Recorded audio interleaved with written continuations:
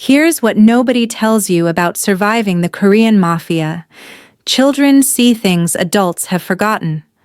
And when Seraphina's baby pointed at the man holding a gun to her head and squealed, Dada, Kang Jihoon, the White Tiger, Seoul's most feared crime lord, did something he'd never done before. He lowered his weapon. But here's where it gets crazy. That baby? He's Jihoon's nephew. The son of the brother Jihoon failed to save, and Seraphina knows that when Jihoon figures it out, when he runs that DNA test, he'll either kill them both or never let them go. Before we continue, hit that subscribe button right now, because what happens next involves a penthouse prison, a shootout in a bulletproof SUV, and a marriage proposal from the most dangerous man in Asia. You do not want to miss this. No one survives kneeling before the White Tiger. But when Kian, barely 18 months old, still chubby with baby fat, pointed at Jihoon and squealed, "Dada! Dada!" with the kind of pure joy that only toddlers possess, something impossible happened. Jihoon's hand stilled on the trigger. Every enforcer in the room, 15 armed men who'd watched their boss execute people for less than breathing wrong, froze. Because they'd never seen this. The Don's face draining of color, his weapon lowering, his eyes locked on a child like he was seeing a ghost. "What did you say?" Jihoon's voice was barely a whisper. Kian just giggled, reaching for him with grabby hands, bouncing in Seraphina's arms like this murderer was his favorite person in the world. Seraphina's mind was screaming. He knows. He has to know. Those eyes. Kian has Taejin's eyes, and Jihoon sees it. "He's not yours." Jihoon's words were flat, but Seraphina heard the razor wire underneath. She clutched Kian tighter, the lie ready on her tongue, the same lie she'd rehearsed for 18 months. "No. He's my nephew. My sister's boy." "And your sister?" "Dead. Car accident. I'm all he has." But, wait. Here's what makes this moment even more insane. Jihoon crouched down, bringing himself eye level with the child. And Kian? He grabbed Jihoon's face with both hands and laughed. Not scared. Not crying. Laughing. Like he recognized something in this killer that no one else could see.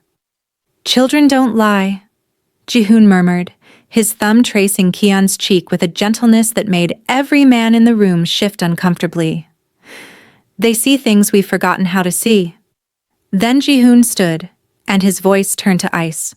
"Take them to the East Wing. They don't leave the penthouse. No one touches them. No one even looks at them without my permission."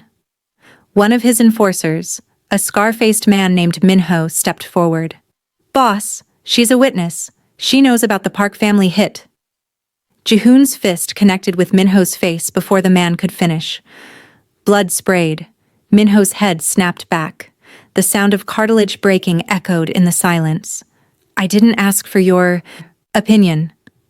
Jihoon turned back to Seraphina, and for just a moment she saw past the monster. She saw confusion, maybe even fear. "You'll stay here until I figure this out." "Figure out what?" Her voice was steadier than she felt. "Why does my dead son know your baby?"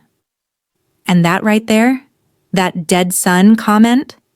We're coming back to that because Jihoon's past holds the key to everything that happens next. But I can't explain it yet without spoiling the twist. Keep watching.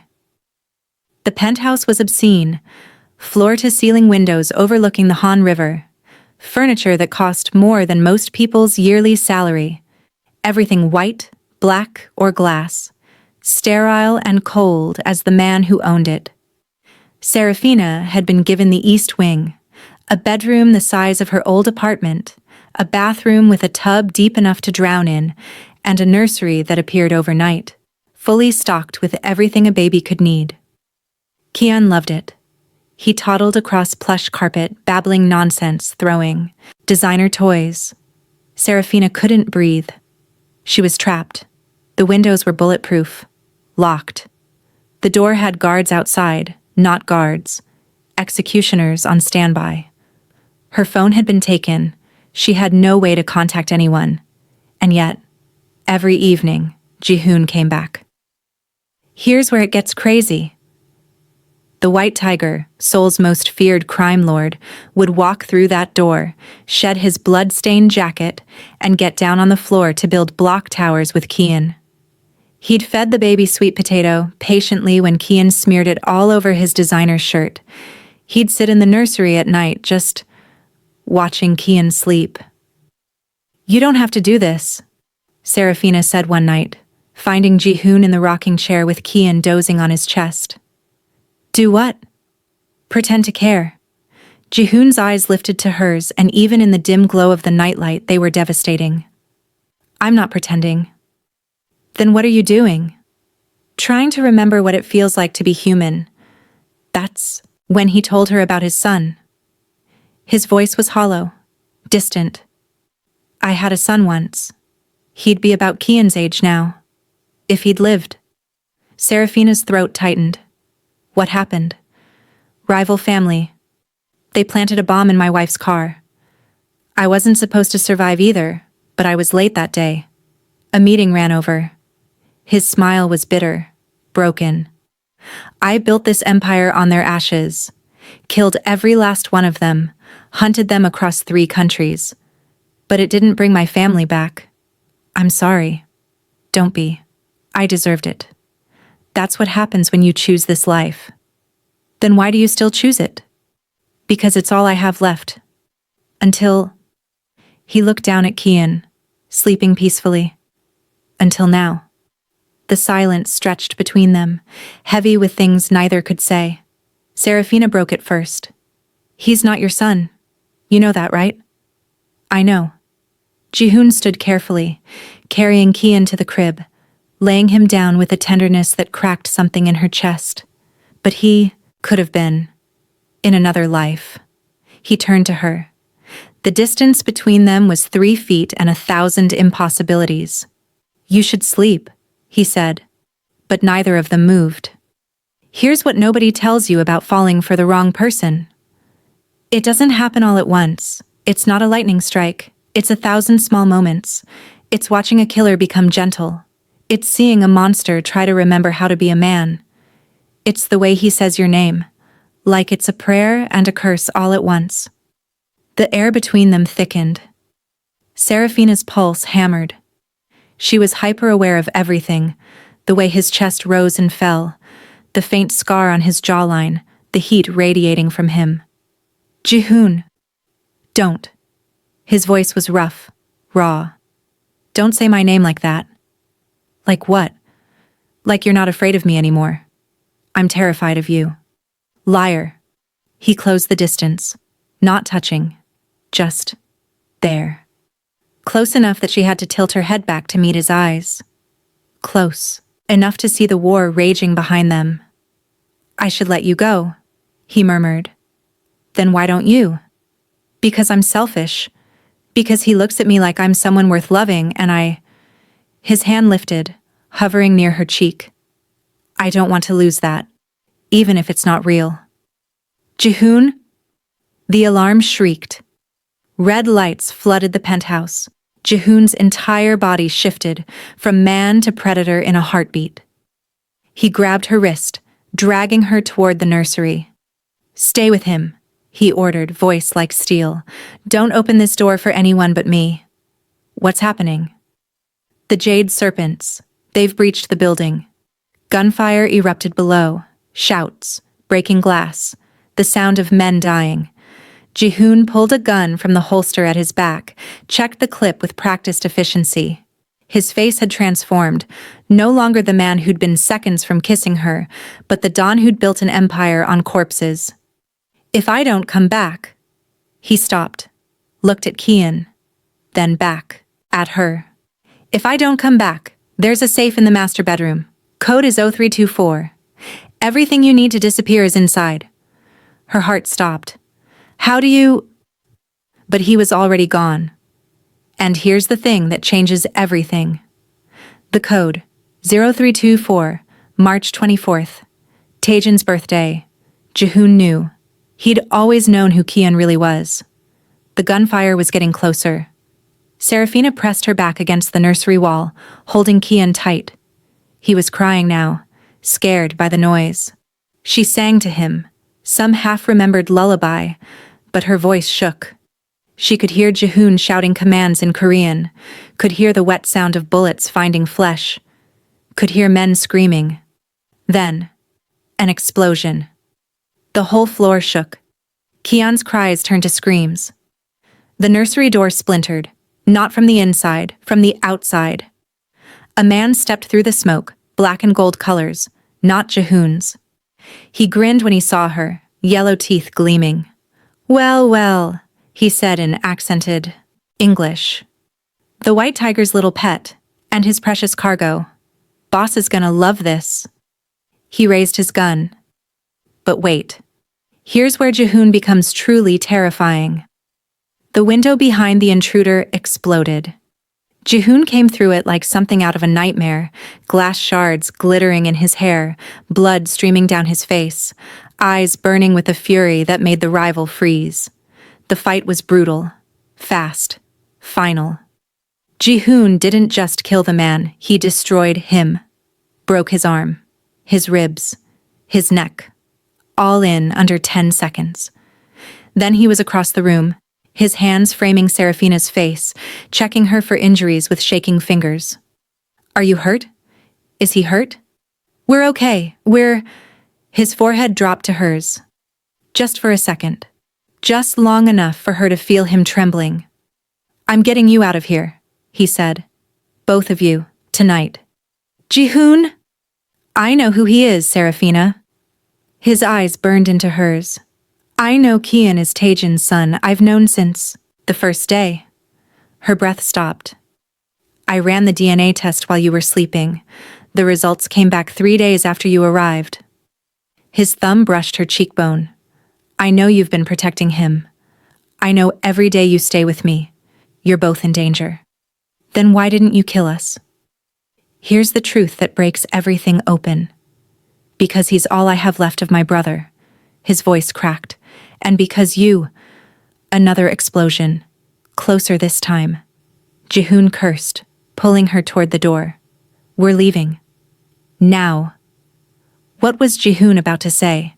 Why does he really want to keep them close? And what happened between him and his brother Taejin that makes Kian so important? Hold tight. The answer is coming, and it's going to destroy you. The underground garage was a war zone. Jihoon moved like liquid death, one hand gripping Seraphina's wrist, the other firing controlled shots that dropped enemies before they could aim. Seraphina ran, her cheap sneakers slipping. On blood-slicked concrete, Kian wailing against her chest. "The car! There!" Jihoon shoved her toward a black SUV. Minho was already in the driver's seat, his earlier broken nose bandaged, but his loyalty apparently unshakable. Jihoon threw Seraphina into the back seat, sliding in beside her just as bullets peppered the rear window. "Drive, Southern Safe House, now." "Boss, they've got the bridge." "Then go through Itaewon. I don't care if you drive through a restaurant. Move." The SUV peeled out, tires screaming. Seraphina curled over Kian, but Jihoon's body was already there, a human shield between them and the spiderwebbing glass. "Stay down," he ordered, his weight pressing her into the seat. She could feel his heart hammering, smell the copper smoke mixture of violence on his skin. The SUV swerved violently, tires squealed. Kian's cries softened to hiccups. And here's what makes this moment unbearable. Seraphina realized Jihoon would die for them, without hesitation, without question. This man, this monster, had wrapped himself around them like armor, and he'd let bullets tear through him before he'd let them touch his brother's son. Who were they? She gasped against his shoulder. Jade serpents. Chinese syndicate. His jaw was granite. They've been trying to take my territory for months. Someone told them about Kian. Her blood turned to ice. How would they know? I don't know. But if they know he's Taejin's son, they know he's leverage. His arms tightened around her. They'll never stop hunting him. Then we run. We disappear. You said you had passports? You think I'd let you go alone? Jihoon pulled back just enough to look at her. His face inches away, his eyes blazing. You think I'd hand you cash and watch you walk into a world that will eat you alive? You barely know us. I know enough. His hand cupped the back of Kian's head, so gentle it shattered her. I know he's my blood. I know you've kept him safe when you had every reason to abandon him. And I know. His voice dropped, rough and raw. I know I haven't felt this alive in 3 years. The SUV hit a pothole. They jolted together, and suddenly his mouth was a breath from hers, his pupils blown wide. Jihoon? Boss! Minho's shout shattered the moment. We're clear. No tails. Jihoon pulled back, his control slamming down like a prison door. How long to the safe house? 20 minutes. Make it 10. The safe house was a traditional hanok hidden in the mountains, all sliding doors, heated floors, and paper lanterns glowing like fireflies. It was the opposite of the sterile penthouse. It felt human. Seraphina bathed Kian in a wooden tub while Jihoon stood guard, phone pressed to his ear, barking orders. She caught fragments. Double the perimeter, find the leak, I want names by dawn. When she emerged with Kian wrapped in a towel, Jihoon had shed his jacket. His turtleneck clung to his frame, and there was a fresh cut above his eyebrow. Let me, she said, nodding to the first aid kit. I'm fine. You're bleeding. I've had worse. Jihoon? She didn't move, just held his gaze until he sighed and sat. Seraphina settled Kian on a futon and returned with antiseptic. She stood between Jihoon's knees, tilting his face up to the light. This will sting, she warned. I can handle pain. She dabbed the wound. He didn't flinch, but his hands came to rest on her hips, and suddenly the air was impossible to breathe. You didn't answer my question, he said quietly. In the car. What question? Why didn't you run? You had chances. The bathroom window doesn't have sensors. You could have taken Kian and disappeared. Her hands stilled. How long have you known? Since day 3. His thumbs traced small circles against her hip bones. I wanted to see what you'd do. If you'd try to escape. If you'd betray me. And? You stayed. You let me hold him. You let me. He swallowed. Hard. You let me pretend I wasn't a monster. Here's the moment everything changes. Seraphina set down the antiseptic, her hands shaking. Jihoon, you can't. We can't. I know. But he didn't let go. I know this is insane. I know I've kidnapped you, terrorized you, dragged you into a war. I know I'm the last man on earth you should trust. Then why won't you let me go? His eyes met hers, and the raw hunger in them nearly knocked her over. Because you look at me like I'm more than the white tiger. Because Kian laughs when I make stupid faces. Because for the first time since I lost my family, I woke up and didn't wish I'd died instead of them. Her hands moved on their own, framing his face, feeling the rough stubble, the sharp angle of his jaw. This is crazy. I know. You're a criminal. I know. I should hate you. You should. His hand slid up her back, pulling her closer. Do you? I don't know what I feel, but it's not hate. He made a sound, low in his throat, half groan, half surrender. Seraphina. Don't, she whispered. Don't say something you'll regret. The only thing I regret is not finding you sooner. And then he kissed her. It wasn't soft. It wasn't gentle. It was 3 years of grief and rage and loneliness exploding into something that tasted like desperation and felt like drowning. His mouth claimed hers like he was starving, and she kissed him back like she'd forgotten how to breathe any other way. Her fingers tangled in his hair. His hands gripped her waist hard enough to bruise. She gasped, and he deepened the kiss, swallowing her moan. When they finally broke apart, both panting, his forehead pressed to hers. "Tell me to stop," he rasped. "I can't." "Tell me this is wrong." "It is." "Then why does it feel like the only thing I've done right in years?" She didn't have an answer, so she kissed him again. But here's what they don't know. Outside, in the darkness, someone was watching. Someone who'd followed them from Seoul. Someone who knew exactly what Kian was worth.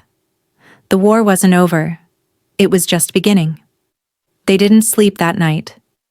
Jihoon carried Kian to the bedroom, tucking him in with a tenderness that made Seraphina ache. Then he returned to the main room, where she sat by the fire. "I need to tell you something," he said, sitting beside her. Not touching, but close.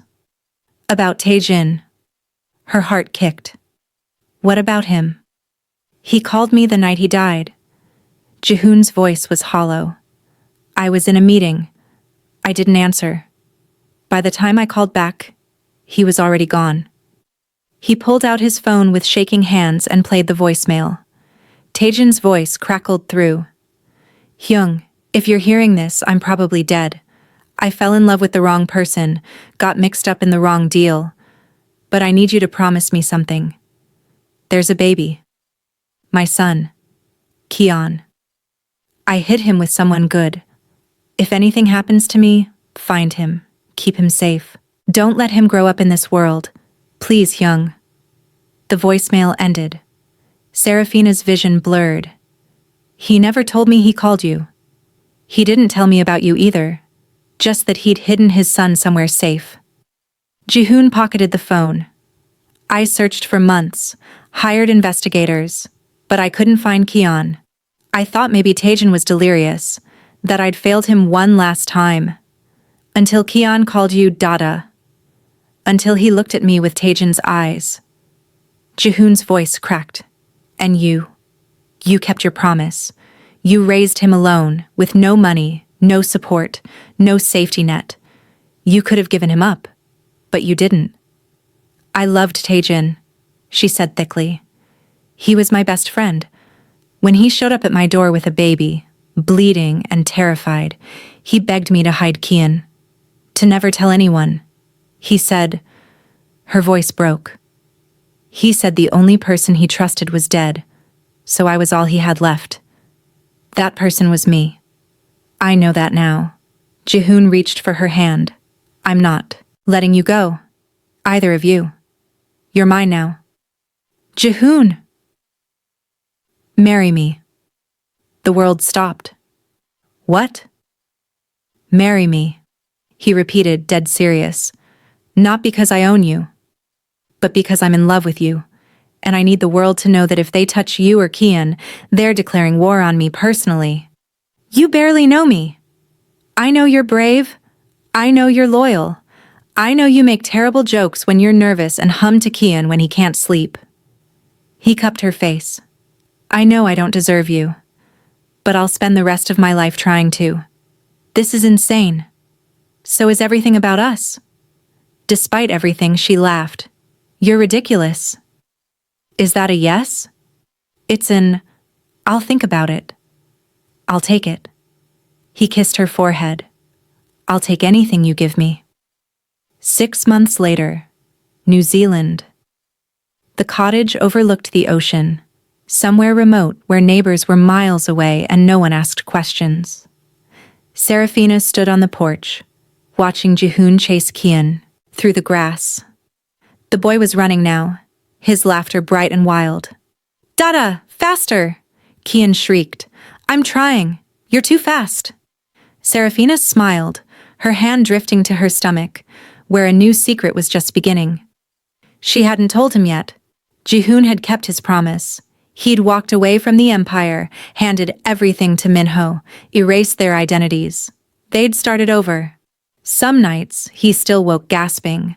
Some days, he stared at the horizon like he expected ghosts. But every morning, he kissed her awake. Every evening, he read Kian bedtime stories. He was healing. They all were. Jihoon caught Kian and spun him, then looked across the yard at Seraphina. The love in his eyes made her breath catch. He'd kept his promise. All of them. "Mama, come play. I'm coming." She descended the steps and Jihoon met her halfway, pulling her into a hug that smelled like salt air and home. "Thank you," he murmured. "For what?" "For saving me." "I think we saved each other." As the sun set, Seraphina thought about Taijin. "Thank you for trusting me, for giving me this family." "Come on," Jihoon said. "Let's go home." And they did. And that is how the Korean Mafia Don found his family. If this story absolutely destroyed you in the best way, smash that like button and subscribe, because I've got more deep emotional romance coming that you will not want to miss. Comment below, Team Jihoon or Team She Should Have Run? And what should I do next? More Mafia romance? Enemies to lovers? Forbidden love? Let me know. Until next time, stay romantic, stay wild, and remember, sometimes the most dangerous man is the one who learns how to love.